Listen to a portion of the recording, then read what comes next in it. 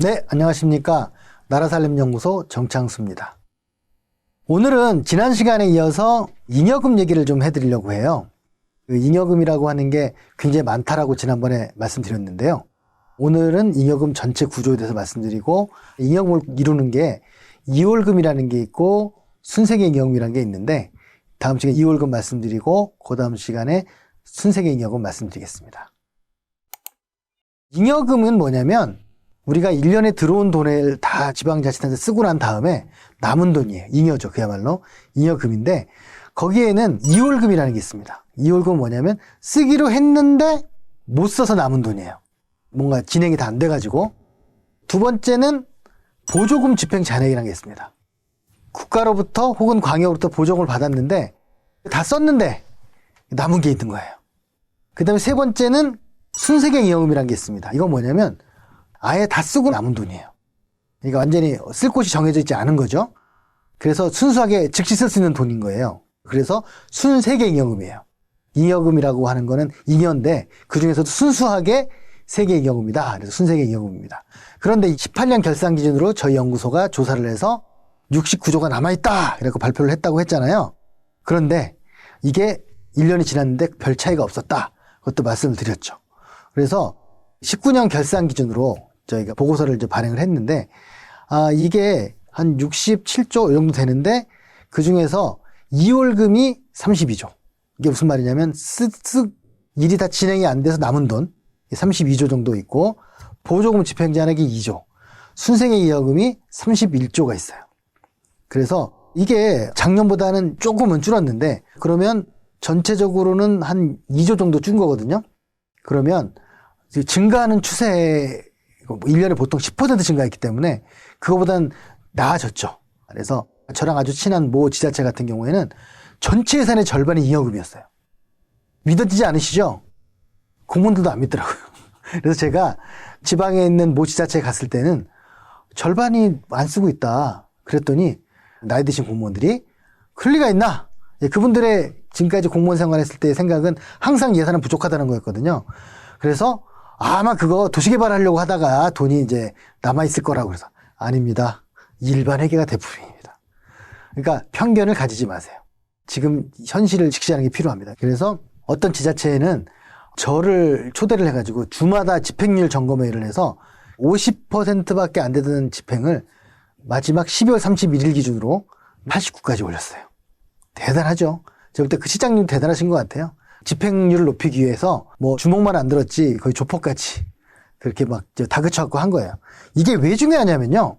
세금이라고 하는 건 아끼기는 게 능사가 아니고 목적한 바대로 돈을 써야 원래 세금을 걷었던 이유가 되는 거예요.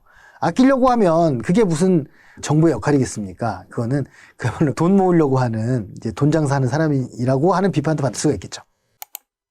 그래서 돈이 줄긴 줄었는데 문제는 재정안정화 기금이란 게 생겼어요. 이게 뭐냐면, 너네 당장 못 쓰면 기금을 만들어서 거기다가 좀 넣어놔라. 그렇게 했어요. 그랬더니 재정안정화 기금이 거의 사용이 안 되다가 재작년에 5조 5천억이나 만들었습니다.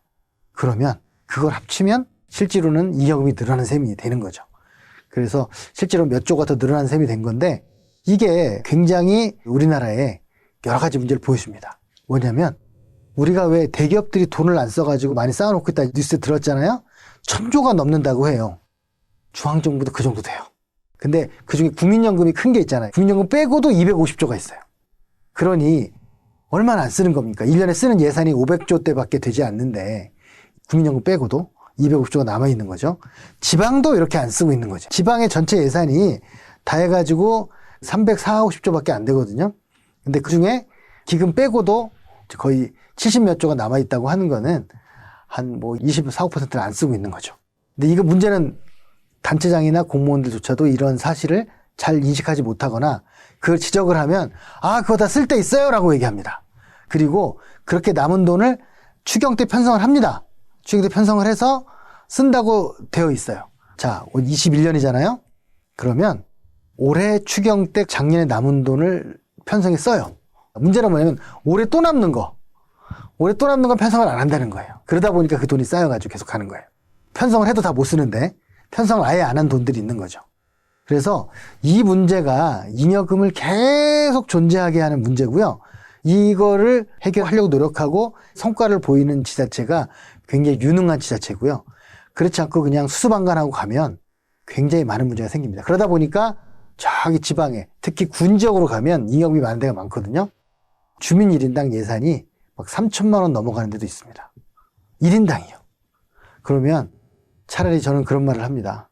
아, 저럴 거면 차라리 기본소득 주고 차라리 공무원들이 경제성 있는 일을 하는 게 더 낫지 않을까 하는 생각도 하거든요. 그래서 잉여금에 관련된 첫 번째, 지자체에 못 쓰는 돈이 많이 있다.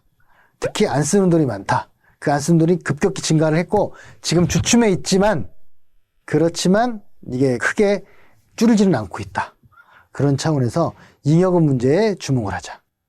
돈 있으니까 마음대로 쓰자는 얘기는 아닙니다. 다만 이렇게 비효율적으로 안 쓰고 남아있는 돈을 어떻게 할 거냐라는 고민을 좀 할 필요가 있다. 이런 말씀을 드리는 것으로 잉여금의 첫 번째 시간 마치겠습니다.